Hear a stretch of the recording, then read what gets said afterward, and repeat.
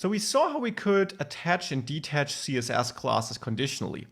What if you don't want to store this object here in your HTML template code? It's very simple here, but imagine we would also have this blue class here for the blue CSS class and set this to the opposite of attach red.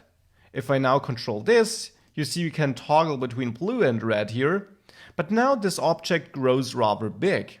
Well, I could go down to my Vue instance and create a new computed property for that, since it will depend on my attach red property. It needs to be computed.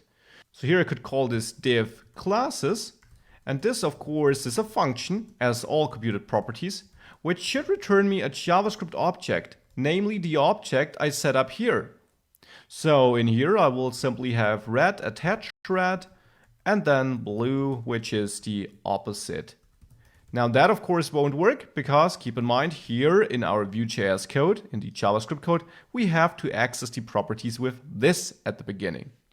Now with that change in place, I can simply replace my object here with div classes, and if I save this, you see the same behavior as before, but now outsourced in a property, in this case in a computed property. If you wouldn't have this dependency, of course you wouldn't need to use a computed property.